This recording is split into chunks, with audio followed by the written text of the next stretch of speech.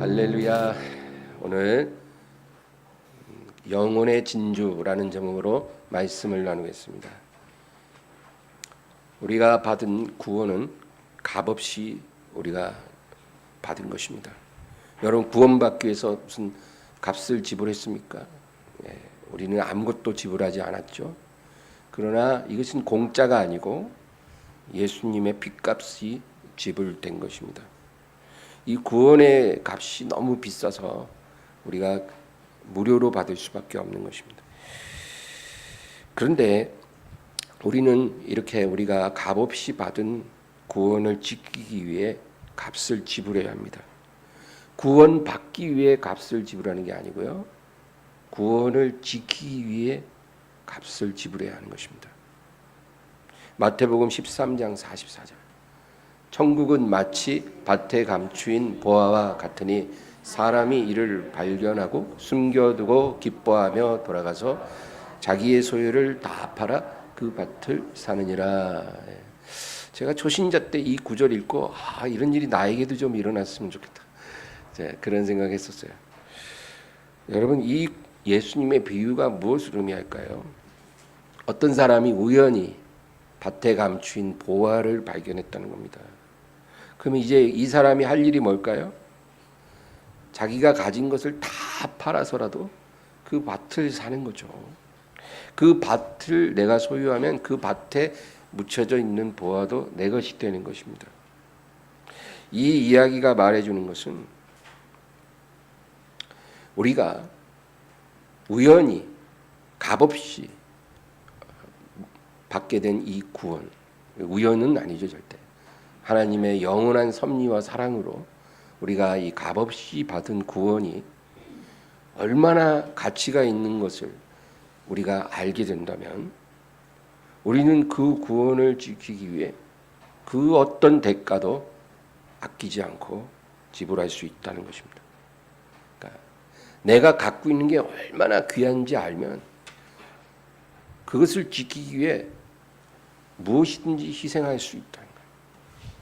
내 가족도, 내 명예도, 내 꿈도, 내 재물도, 그것은 아깝지 않은 거예요. 왜? 내가 지켜야 될 것이 너무 귀하기 때문에. 그게 뭐예요? 구원입니다. 히브리서 2장 3절. 우리가 이같이 큰 구원을 등한히 여기면 어찌 그 보응을 피하리요. 이 구원은 처음에 주로 말씀하신 바요, 들은 자들이 우리에게 확증한 바니. 이 큰 구원을 우리가 등한히 여기면 어찌 그 보응을 피하리요. 정말 어리석은 자가 되지 말아야 합니다.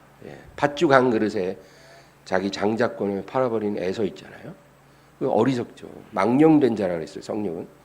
근데 우리가 이 세상의 것을 얻기 위해 구원을 잃어버리면 에서보다도 더 망령된 사람입니다. 구원을 지키기 위해 목숨도 아끼지 말아야 합니다. 할렐루야. 근데 우리가 이대로 사는 게 정말 쉬운 게 아닙니다. 우리의 구원을 뺏기 위해서 이 세상 임금이 우리를 핍박하기 때문에 우리가 구원을 지키기 위해서 우리 힘만으로 안 되고 우리 안에 계신 성령의 도우심이 필요한 것입니다. 구원은 어떻게 받을까요? 믿음으로 받죠. 무엇을 믿는 것일까요? 십자가에 못 박이신 예수 그리스도를 믿는 거죠. 우리가 무엇을 믿느냐 할 때 분명한 답이 있어야 해요. 십자가에 못 박힌 예수. 그게 우리의 믿음의 내용입니다.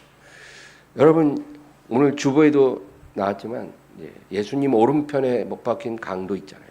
제일 행운합니다. 정말 인류 역사상 그런 행운아가 없어요. 물론 그런 행운아들이 많이 있어요. 정말 임종할 때 예수 믿고 구원받는 사람들도 있거든요. 여러분, 포기하지 말고 계속 기도하십시오.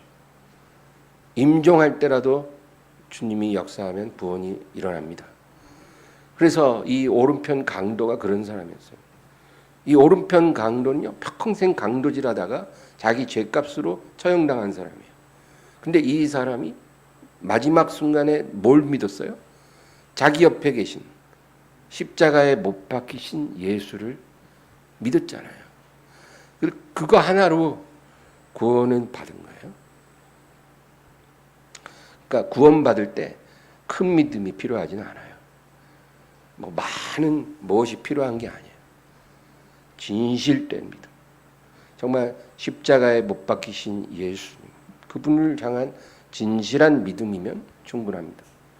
근데 십자가에 못 박히신 예수를 믿는다는 건 그 뭐예요? 내가 죄인이다 그 말이에요. 왜? 예수님이 왜 십자가에 못 박혔겠냐고요. 그냥 심심해서? 아니잖아요. 예수님이 무슨 죄를 졌나요? 아니잖아요. 예수님이 왜 못 박히셨어요? 나는 누가 내 목숨을 빼앗는 것이 아니라 스스로 버리노라. 스스로 그 자리에 오르신 거예요. 왜 그러셨어요? 죄인을 구원하기 위해서요.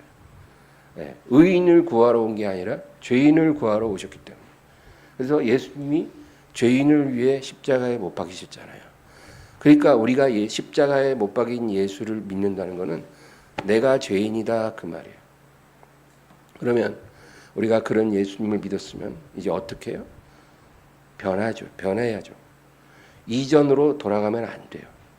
예전의 나의 모습, 예전의 나의 삶, 이제 그것은 빠이빠이예요. 이제는 그것과 작별해야 돼요. 죄인을 위해 십자가에 못 박인 예수를 내가 진실하게 믿고 있다면 이제는 예전으로 돌아가서는 안 돼요. 가짜로 믿으면 다시 돌아가겠죠. 진실하게 믿는 사람은 다시 돌아갈 수 없어요. 돌아갔다가도 다시 돌아와요. 괴로워서 못 살아요. 힘들어서 못 살아요. 하나님의 사랑 때문에 못 견뎌요. 돌아오는 겁니다. 세례 요한은 너희가 회개에 합당한 열매를 맺지 않으면 하나님의 도끼가 준비된다. 그런 말도 했어요. 너희가 이제 회개했다면 그 회개로 끝나는 게 아니라 진정한 회개는 열매가 있다. 그 열매를 맺지 못하면 하나님의 도끼가 너희를 찢기 위해 준비되었다. 아주 엄중한 경고를 하고 있어요. 여러분, 이 큰 구원을 등한히 여기면 어찌 그 보응을 피하려 그랬잖아요. 회개했으면 열매를 맺으셔야 돼요. 그 열매 맺는 거 어려운 게 아니라 진실한 회개는 자동으로 열매를 맺어요. 따로 맺는 게 아니라 자동이에요. 연결됐어요. 진실하게 회개하면 자동으로 열매가 맺을 수밖에 없어요. 내 삶에 열매가 없다면 그건 뭐예요? 내가 아직 회개하지 않았다는 거예요. 입술로만 용서해달라고 했지 내 마음은 회개하지 않은 거예요.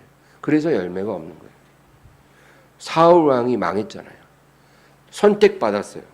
선택받았고 그리고 기름 부음도 받았어요. 근데 망했어요. 왜 망했을까요? 어떤 죄를 범했기 때문에. 죄 안 짓는 사람이 어디 있어요? 죄 다 져요. 베드로는 3번이나 부인했죠. 예수님. 제자들 다 도망갔잖아요. 다윗도 큰 죄를 지었고 모세도 불순종해서 막 반석을 지팡이로 때려서 물을 냈잖아요. 죄 없는 사람이 어디 있습니까? 사울이 죄 지어서 망한 게 아니라 죄를 대수롭지 않게 여겨서 망한 거예요. 이게 중요합니다. 죄를 지었는데 그 죄를 아주 대수롭지 않게 여기는 거예요. 하나님의 말씀을 엄중하게 듣지 않습니다.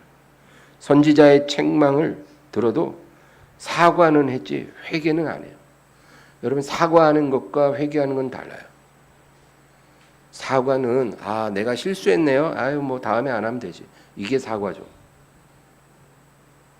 그러나 회개라는 것은 하나님 앞에서 완전히 마음을 돌이키는 거예요. 그러니까 근원적으로 내가 다시는 이러한 죄를 범하지 않겠습니다. 하나님 앞에서 다짐하는 거, 가슴을 치며 회개하는 거, 그거를 하나님이 요구하시는 거예요.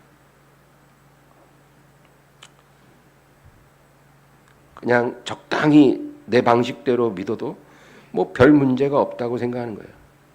그게 사울의 문제예요. 선지자가 내가 갈 때까지 기다리라. 내가 가서 번제를 드릴 때까지 기다리라. 그렇게 말했으면 기다려야죠. 그 선지자가 누굽니까? 사무엘 아닙니까?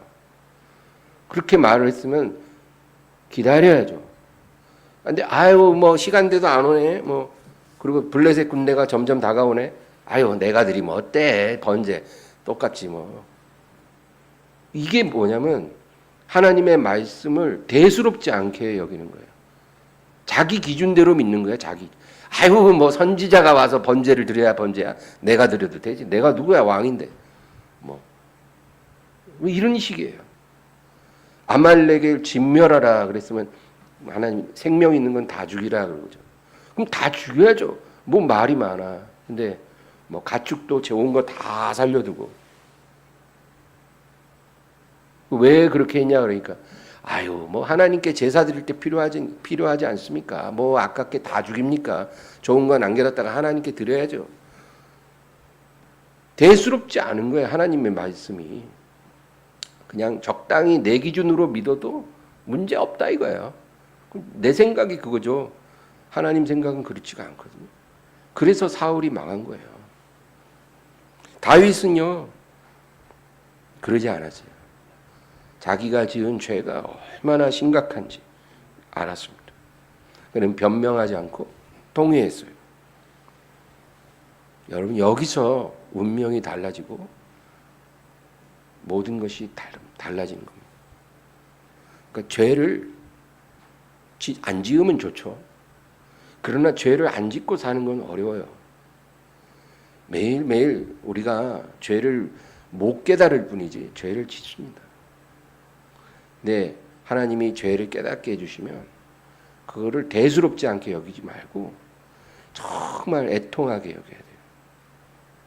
그런 사람이 하나님이 은혜 주시고 복 주시는 사람입니다. 마태복음 5장 4절 애통하는 자는 복이 있나니 그들이 위로를 받을 것이며 애통하는 자가 복이 있다. 그들에게 하나님의 위로가 있을 것이다. 사람들은 교회에 올 때 하나님의 위로를 원합니다. 그렇죠? 여러분 오늘 아침에 옷 입고 교회 나오실 때 교회 가서 예배 드리면서 무엇을 원하십니까? 당연히 하나님의 위로받기를 원합니다. 그 잘못된 게 아니에요. 좋은 거예요. 하나님 앞에 나오는 모든 사람은 하나님의 위로를 받기를 원하는 겁니다. 그런데 문제는 뭐냐면 애통하지도 않았으면서 위로만 받고 싶은 거예요. 그러니까 여기서 문제가 생긴 거예요. 하나님의 말씀을 따라서 하나님의 은혜의 공식을 따라서 하나님을 구해야 돼요. 애통하면 위로를 받게 될 것이다. 분명히 그렇게 말씀하셨고 우리가 이 세상 살면서 힘든 일 많죠. 사업이 실패하기도 하고 믿었던 사람에게 크게 실망하기도 하고 내 인생의 꿈이 무너지기도 하고 정말 가정에 엄청난 우환이 생기기도 하고 이런 일들이 계속 오잖아요. 뭐 하나 해결되면 뭐 하나 또 새로 오고 그죠? 네. 우리 강 집사님하고 아까 얘기하는데 이제 그 지긋지긋한 허리 좀 낫나 싶었더니 또 발이 아프고 그래서 그것도 은혜예요 여러분. 동시에 몰아치지 않고 번갈아 교대로 오니까 하나 가면 하나 오고 네. 여러분 그렇잖아요. 인생이 그렇잖아요. 그런 일이 계속 오면 우리 마음이 힘들죠. 괴롭죠. 슬프죠. 근데 그런 괴로움과 슬픔은 그게 애통은 아니에요. 그것을 애통이라고 한다면 이 세상 모든 사람이 다 애통을 하고 있는 거예요. 예수를 믿어도 고난은 오고 안 믿어도 고난 오거든요. 물질적으로 어려움 오면 예수 믿으나 안 믿으나 그거 늘 오거든요. 건강에 문제도 생기잖아요. 그래서 마음이 괴로운 것을 애통한다라고 성경이 말하는 게 아니라는 겁니다.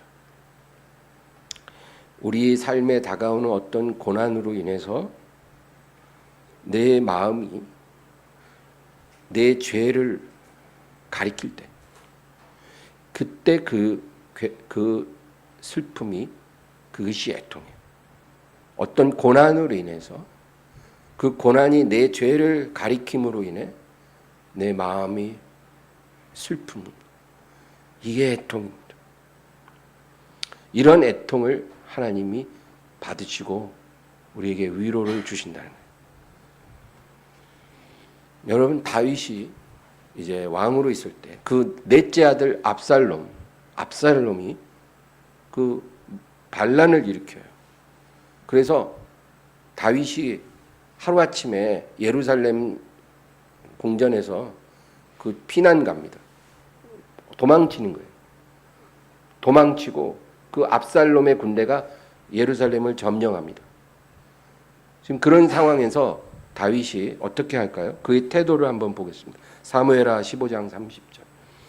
다윗이 감람산 길로 올라갈 때 그의 머리를 그가 가리고 맨발로 울며 가고 그와 함께 가는 모든 백성들도 각각 자기의 머리를 가리고 울며 올라가니라. 다윗과 그의 모든 일행들이 어떻게 피난을 가냐면 머리를 가리고 맨발로 울면서 갔다는 거예요. 피난 갈 때. 여러분, 신발이 없어서, 신발 신을 겨를이 없어서 맨발로 간 건 아니거든요. 신발이 있는데 신발을 벗었어요. 그러면 도망가는 속도도 느려지겠죠.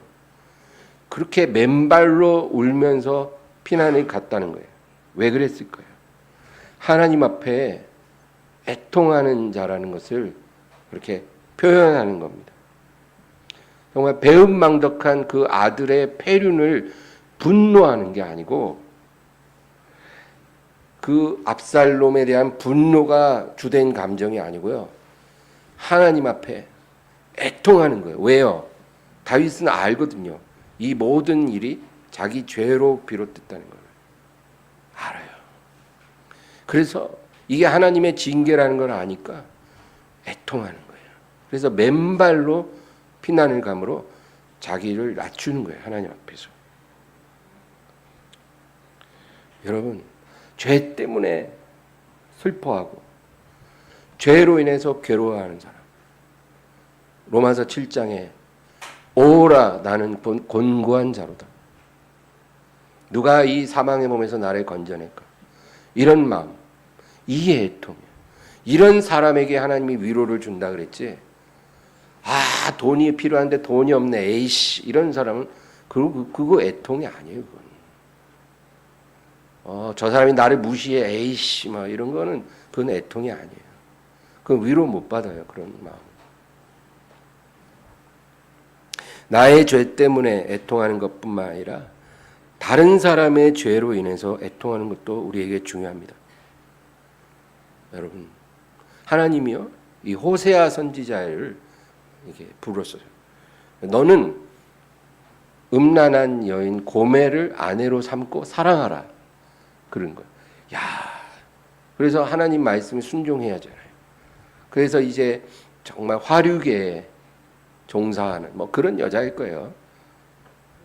그 고멜이라는 여자를 아내로 맞이하고 사랑하는 거예요. 근데 아무리 남편이 사랑을 해도 이 여자는 뭐 집에 있지 않아요. 금방 바람나서 부정한 남자에게 갑니다. 그러면 보통 남자들 어때요? 에이, 저런 여자 끊어버려. 딱 이럴 거 아니에요.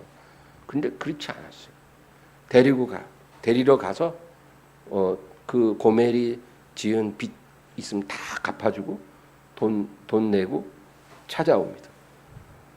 그리고 그 아내를 용서하고 사랑하는 거예요.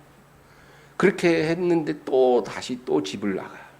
그럼 또 데려와서 용서하고 사랑하는 거예요. 하나님이 호세아에게 요구하시는 건 뭐냐면 너의 아내의 죄에 대해서 분노하지 말고 그의 죄를 보고 애통하라는 거예요. 그 다르죠? 분노하지 말고 애통하라.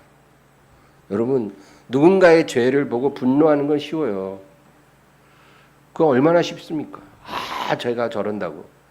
그러나 그런 상황으로 머물지 말고 애통하라는 거예요.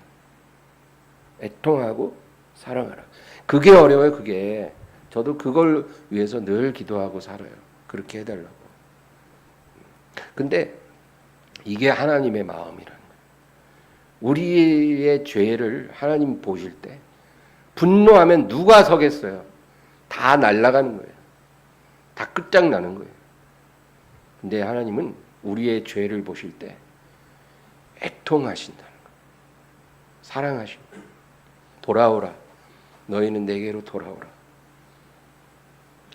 그래서 하나님이 그 하나님의 마음을 알려주시려고 선지자 호세아의 삶을 통해서 그걸 보여주신 거예요.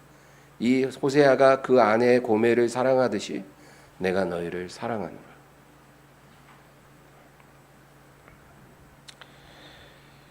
하나님의 위로가 임하는 애통은 인생의 고통과 실패로 인해서 애통하는 것이 아니라 우리의 죄로 인해서 애통하는 것입니다. 오늘날 하나님의 위로가 너무 희귀한 것은 이 죄로 인한 애통이 사라졌기 때문입니다. 하나님의 위로가 없어요. 죄를 애통하는 사람이 없으니까 위로가 없어요. 소돔 같은 성에 죄를 애통하는 사람이 없잖아요. 롯 빼고. 하나님의 위로가 없는 거예요. 전도서 4장 1절. 내가 다시 해 아래에서 행하는 모든 학대를 살펴보았다. 보라, 학대받는 자들의 눈물이로다. 그들에게 위로자가 없도다. 그들을 학대하는 자들의 손에는 권세가 있어. 그들에게는 위로자가 없도다. 이 세상 임금이 죄인들을 학대하잖아요. 그 학대 속에 괴로워 눈물을 흘리죠. 그렇죠? 이 세상 살면서 눈물 흘린 사람이 한둘입니까, 여러분? 하나님 아는 사람만이 아니라 하나님 모르는 죄인들도 이 세상에 살면서 이 세상 임금의 학대를 받고 눈물 흘립니다. 근데 위로를 못 받아요.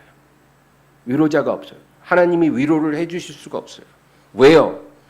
자기 죄를 애통하지를 않아요. 돈이 없는 거는 애통한데 자기 죄는 애통하지 않아요. 내 몸에 병든 거는 애통한데 자기 죄는 애통하지를 않아요. 우리 가정이 힘든 거는 애통한데 우리 가정의 죄는 애통하지를 않아요. 그러니까 하나님의 위로가 없는 거예요. 위로를 해주고 싶어도 위로를 할 수가 없어요. 부모를 인해서 부모에게 분노하는 자녀들이 굉장히 많잖아요. 그러면 왜 그러냐 그러면 아버지가 나를 학대했다는 거예요. 언어적으로 학대하고 물리적으로 학대하고 정신적으로 학대하고 학대를 받아서 내가 아버지가 너무 밉다는 거예요. 근데 그런 분노는요. 하나님의 위로를 절대로 불러오지 못해요. 그 아버지의 죄, 부모의 죄를 애통하는 자녀가 되면 그때 하나님의 위로가 부어지기 시작합니다. 그러니까 그 마음이 우리에게 필요한 거예요. 남편 때문에 분노하는 아내 저 1000명도 넘게 본 것 같아요. 이제까지. 근데 그 마음으로는 하나님의 위로를 못 받아요. 내 남편의 죄를 보고 애통하는 마음이 있으면 하나님의 성령이 위로를 주십니다. 그리고 치유도 일어나요. 네, 그거예요. 죄 가운데 사는 내 남편 생각하면서 눈물로 기도하고 그래야 하나님이 역사한다 그거예요. 예수님은 애통하는 사람이었습니다. 예수님이 이 세상에서 많이 우셨어요. 예수님이 웃었다는 말은 한마디도 안 나오는데 웃을 일이 없어서 그런 거예요. 성령으로만 기뻐하셨지 웃고 그럴 일이 없는 거예요. 근데 예수님 많이 우셨어요. 예수님은 예루살렘을 보며 우셨습니다. 왜 우셨을까요? 예루살렘의 죄를 슬퍼하는 거예요. 예루살렘의 죄를 슬퍼하시기 때문에 예루살렘 성을 보며 우셨어요. 누가복음 13장 34절. 예루살렘아 예루살렘아 선지자들을 죽이고 내게 파송된 자들을 돌로 치는 자여 암탉이 제 새끼를 날개 아래 모음같이 내가 너희를 자녀를 모으려 한 일이 몇 번이냐 그러나 너희가 원하지 아니하였도다. 그래서 결국 어떻게 돼요? 하나님의 진노가 임하죠. 그러니까 예수님이 그걸 아시기 때문에 슬픈 거예요. 그래서 우셨어요. 친구 나사로가 죽었을 때도 우셨어요. 왜 우셨을까요? 그냥 나사로가 죽은 게 그냥 단순히 슬퍼서? 그렇게 단순히 예수님이 우시진 않아요. 예수님이 우신 거는 그 사랑하는 나사로가 일평생 그 죄로 인해, 그 아담의 저주로 인해 병으로 고통받고 그렇게 죽었잖아요. 그래서 그 나사로가 죄로 인해 고통받다가 죽은 것이 너무 슬픈 거예요. 그래서 예수님이 우신 거예요. 하나님의 예수님에게 주신 잔, 진노의 잔, 그거 마시기 위해서 예수님은 겟세마네 동산에서 많이 우셨잖아요. 심한 통곡과 눈물로 하나님께 간구를 했죠. 그것도 마찬가지예요. 예수님이 마셔야 될 잔, 안 마시고 싶었어요. 그런데 마셔야 하는 거예요. 그 잔이 어떤 잔이에요, 여러분? 인류의 죄를 담은 잔이에요. 인류의 죄, 아담부터 영원까지, 마지막 심판의 날까지 인류의 죄를 그 잔에 담아서 아버지가 내민 거예요. 뭐 네가 마셔라. 그래서 그 죄의 잔을 마시기 위해 예수님이 그렇게 심히 통곡하신 거예요. 이게 죄에 대한 애통이에요. 여러분, 죄가 그렇게 슬픈 거예요. 예수님은 죄가 없으셨지만 우리의 죄를 대신하기 위해서 그렇게 애통하셨어요. 그 죄는 슬픈 거예요. 근데 죄가 안 슬픈 사람이 너무 많아요. 대수롭지 않아요, 그냥. 쉬워요. 아무것도 아닌 거예요. 근데 어떻게 위로를 받습니까? 죄가 슬퍼야 하나님의 위로가 우리에게 부어지는 거예요. 그 마음조차 하나님이 주시기를 우리가 기도해야 되는 것입니다. 그래서 여러분, 회개가 얼마나 중요한지 모릅니다. 회개하는 곳에 하나님의 위로가 있고, 회개가 없고 죄를 쉽게 여기는 곳에 하나님이 그 사람의 마음을 강팍하게 하시고 끝에는 진노가 부어집니다. 로마서 1장 28절. 또한 그들이 마음에 하나님 두기를 싫어하며 하나님께서 그들을 그 상실한 마음대로 내버려 두사 합당하지 못한 일을 하게 하셨으니. 마음에 하나님 두기를 싫어한다. 그 말은 하나님이 어떤 하나님입니까? 죄를 미워하시는 하나님. 그리고 죄인을 구원하기 원하는 하나님. 그게 우리 하나님의 가장 뚜렷한 성품이죠. 하나님은 죄를 미워하고 그 죄인들을 구원하기를 원하시는 하나님이에요.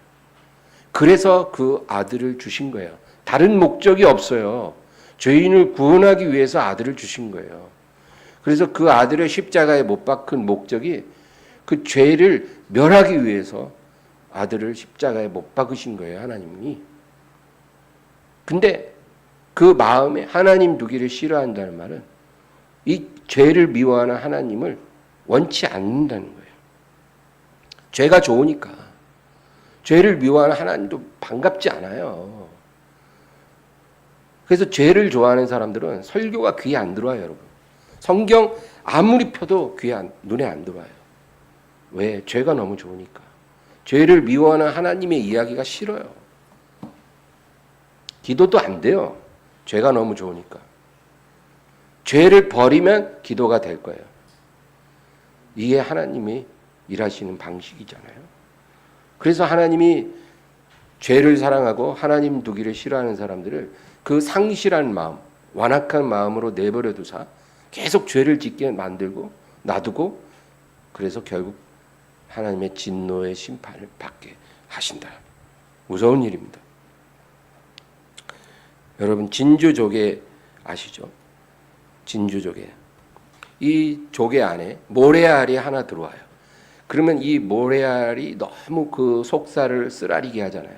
그래서 진주가 그 쓰라림을 완화하기 위해서 체액을 만들어서 그 모래알을 감싼다, 그거예요. 그 모래알을 체액으로 계속 계속 감싸므로 그 조개가 그 쓰라린 아픔을 견뎌낸다는 거예요. 그래서 시간이 지나면 그 모래알과 체액이 이렇게 뭉쳐져서 진주와 알맹이가 된다는 것입니다. 자기 안에 있는 연약함, 내 안에 있는 죄를 보면서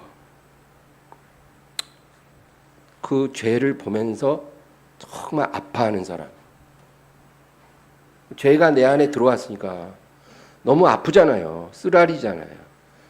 그래서 애통하는 사람. 그러면 거기에 하나님의 위로가 나옵니다. 위로가 임하는 거예요. 그래서 우리가 죄에 대해서 너무 괴로워하고 아파하면 거기에 맞게 하나님의 위로가 그 고통을 감싸거든요. 그래서 결국 만들어지는 게 우리 영혼의 진주예요. 영혼의 진주. 이 놀라운 축복이죠.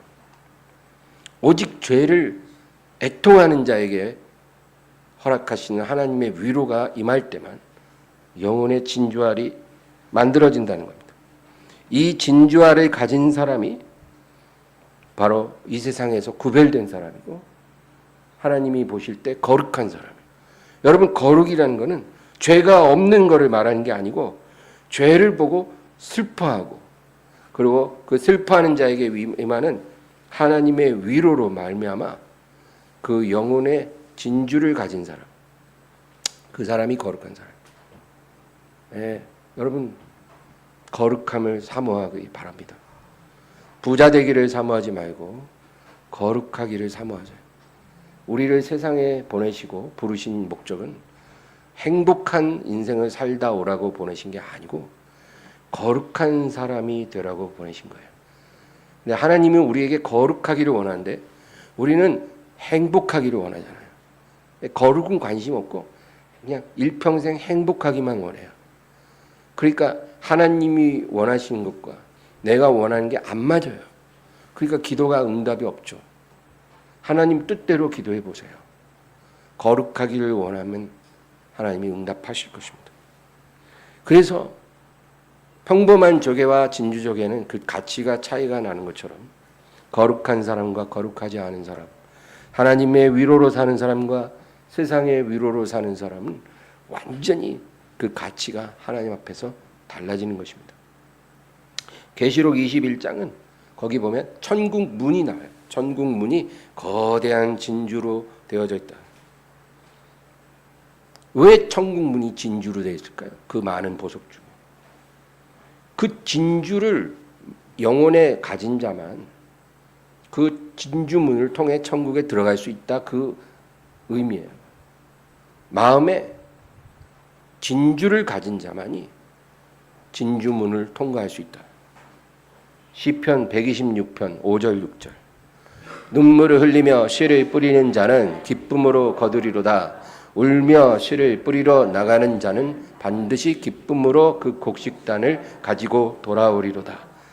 울며 씨를 뿌리러 나가는 자, 눈물을 흘리며 씨를 뿌리는 자, 반드시 기쁨으로 그 곡식단을 거두리로다. 여러분, 왜 농부가 울면서 씨를 뿌릴까요? 그냥 웃으면서 뿌리면 안 되나? 왜 울면서 씨를 뿌릴까요? 하나님의 뜻에 순종하는 것은 언제나 내 본성을 거스릅니다. 여러분, 내 뜻, 내가 하고 싶은 게 있는데 하나님의 뜻과 맞을 때 있어요? 있죠. 물론 우리가 하나님의 사람으로 살면 우리의 의지와 소원을 하나님이 다스려요. 그래서 내가 하고 싶은 게 곧 하나님의 뜻과 맞을 때가 많죠. 예, 그러나 우리가 일반적으로 하나님의 사람으로 살지를 않잖아요. 그렇기 때문에 항상 하나님의 뜻은 내 뜻과 부딪힙니다. 그러니까 하나님의 뜻을 순종하는 게 내 뜻과 부딪히고 내 본성과 거스르기 때문에 우는 거예요. 순종하려니까 막 눈물이 나요.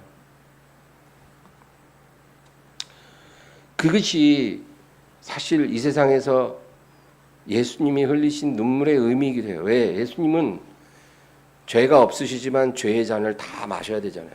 그러니까 순종하려니까 너무 힘들어요. 그래서 예수님이 많이 우신 거죠.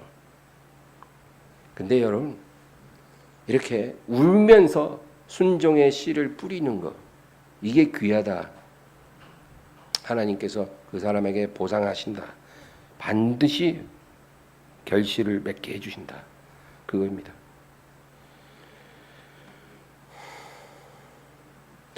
그러므로 하나님 말씀을 들을 때 어떻게 하면 내 뜻을 이루고 내 소원을 이룰까? 이런 관심을 갖지 마세요.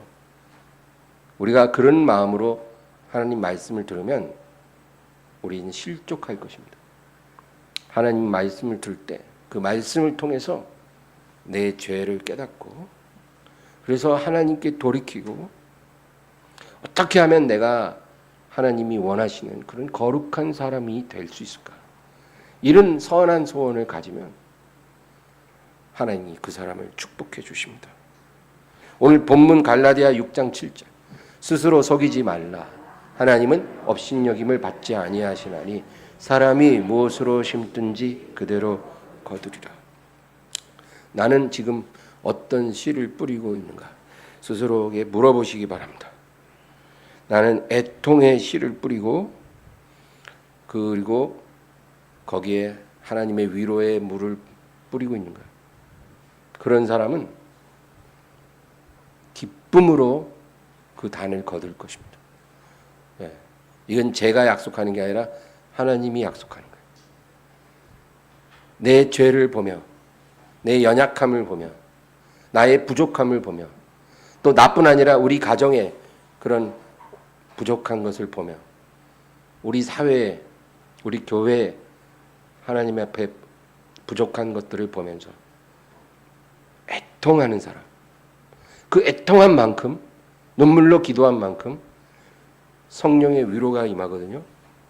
그런 삶을 우리가 살고 있다면 반드시 우리가 심은 대로 성령의 열매를 거둘 것입니다. 하나님이 우리를 축복해 주십니다. 8절 자기의 육체를 위하여 심는 자는 육체로부터 썩어질 것을 거두고 성령을 위하여 심는 자는 성령으로부터 영생을 거두리라. 육체를 위해 심는 것과 성령을 위해 심는 게 무슨 차이가 있을까요? 내 뜻대로 사는 게 육체를 위해 심는 거예요. 내 육체가 원하는 대로, 내 뜻이 원하는 대로 그냥 살아가는 거예요. 그러니까 내가 하고 싶은 대로 하는 거예요. 그것이 죄든 아니든. 내가 하고 싶은 대로 내 뜻대로 사는 거, 그게 육체를 위해 심는 거예요. 그러면 육체로부터 썩어질 것을 거두죠. 그러나 성령을 위해서 심는다는 거예요. 내 뜻이 아니라 내 안에 계신 주님의 뜻에 순종하는 거예요. 말씀에 순종하는 거예요. 말씀대로 사는 거예요. 그렇게 사는 사람은 성령으로부터 영생을 거두려. 여러분 그냥 입술로 주여 주여 이른다고 구원받을 거라고 주님 그렇게 약속하신 적 없어요. 성령을 위해서 심는 사람만이 영생의 열매를 거둔 거예요.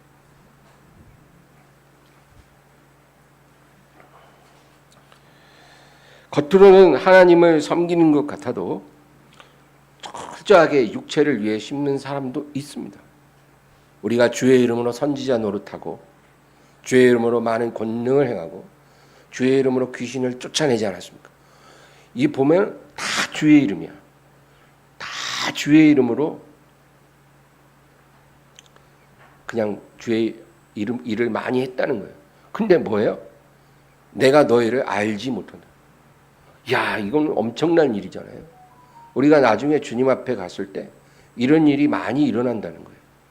일평생 주의 이름으로 주의 일을 했는데 난 널 몰라. 너는 나를 위해서 심은 적이 없어. 너 자신을 위해서 심었지. 이렇게 말씀하실 수 있다는 거예요. 특히 교회에서 지도자들, 목회자, 선교사 이런 사람들 제일 조심해야 되고요. 장로, 권사 조심해야 돼요. 초신자의 문제가 아니에요. 이건 너무나 무서운 말이에요. 이 마태복음 7장에 예수님 주여 주여 하는 자마다 천국에 들어갈 것이 아니라 내 뜻대로 아버지 뜻대로 하는 자라에 들어가리. 이게요 얼마나 무서운 말인지 몰라요.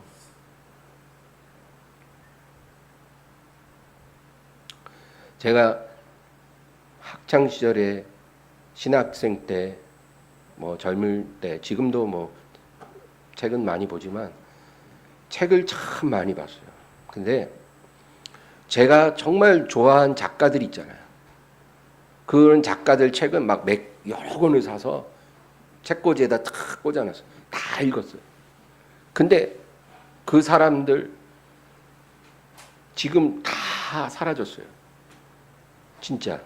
여러분한테 이름만 말해도 다 알 정도의 유명한 사람들이 성 스캔들, 그 다음에 횡령, 예. 근데 어쩌면 그 사람들에게 그게 축복일 거예요. 왜? 회개할 수 있는 기회가 생전에 주어졌잖아요. 예. 그거 죄를 짓고도 안 걸리는 사람도 많거든요. 안 걸리는 게 그게 재앙이에요, 여러분. 내가 죄를 짓고 이중적으로 살아. 근데 안 걸려. 아무도 몰라. 마누라도 몰라. 이게 재앙이에요. 그럼 나중에 하나님이 나는 너를 몰라. 아, 주님 제가 평생 교회를 섬겼는데요. 난 널 몰라. 그러면 어떻게 될 거예요? 여러분, 애통하여 하나님의 위로를 받고 거룩한 삶을 살기를 바랍니다. 마지막 9절. 우리가 선을 행하되 낙심하지 말지니 포기하지 아니하면 때가 이름에 거두자. 우리가 선을 행한다. 이게 뭐예요? 무엇을 심느냐의 문제거든요. 우리 삶에서 어떤 것을 심느냐. 이거는 우리가 무엇에 순종하며 사는가의 문제이기도 합니다. 내 뜻에 순종할지 성령께 순종할지. 우리가 만약에 성령에 순종하고 말씀에 순종하고 있다면 낙심하지 마. 지금 당장 눈앞에 뭔가 보상이 없어도 낙심하지 마. 포기하지 않으면 때가 이름에 거두리라. 여러분, 우리가 진정으로 최후의 결실을 이루는 때는 예수님이 다시 오실 때입니다. 예수님이 다시 오실 때 모든 것이 완벽하게 결론을 내는 그 날이에요. 우리가 그때 주님 앞에 열매를 가지고 나가는 겁니다. 우리가 알든 모르든 의식하든 의식하지 못했든 일평생 우리가 맺은 열매가 있을 거 아니에요. 그 열매를 주님 앞에 가지고 나가게 되어 있어요. 근데 육신으로 맺은 열매들 있잖아요. 그런 열매는 주님 앞에 갖고 나갈 수가 없어요. 이 세상이 기뻐하는 것들이에요. 어떤 세상에서 성공한 것들, 세상에서 이룩한 업적들, 뭐 명예, 권력, 재물 이런 것들은 아무리 많아도 소용이 없다. 그런 것을 가지고 나갈 수가 없어요. 하나님이 그런 것을 가치 있게 보지를 않기 때문에. 주님이 원하시는 열매만 가지고 나갈 수 있어요. 그게 뭘까요? 오늘의 주제. 영혼의 진주예요. 영혼의 우리가 가지고 있는 이 진주알들이 우리가 가지고 나갈 마지막 열매거든요. 근데 그 진주알은 죄를 애통하고 하나님의 위로를 받은 사람만 그것을 만들어낼 수가 있어요. 거룩함의 열매예요. 이것만이 우리가 마지막 날에 주님 앞에 보여드릴 수 있는 열매고요. 주님은 거기에 대해서 칭찬하시고 영광 받으시고 우리에게 넘치는 보상을 주시게 될 것입니다. 기도하겠습니다. 하나님 아버지, 정말 이 열매가 충만하게 하소서. 마지막 날, 끝날 우리가 주님 앞에 섰을 때 주님 앞에 가지고 나갈 많은 열매를 영혼의 진주화를 우리가 만들게 하여 주시고, 우리가 남은 생에 사는 날이 얼마나 됐을지 모르지만 이 영혼의 진주화를 많이 만들어낼 수 있도록 도와주시옵소서. 거룩하게 하소서. 내 죄를 애통하고, 우리 가정의 죄를 애통하고, 우리 교회의 죄를 애통하고, 내 주변에 있는 회사 동료들, 내가 만나는 모든 사람들의 하나님의 순종하지 않고 하나님 뜻대로 살지 못하는 모습을 보며 애통하며 눈물로 기도할 때 하나님의 위로가 부어지게 하옵시고 내 안에 열매를 맺게 하여 주시옵소서. 예수님의 이름으로 기도합니다.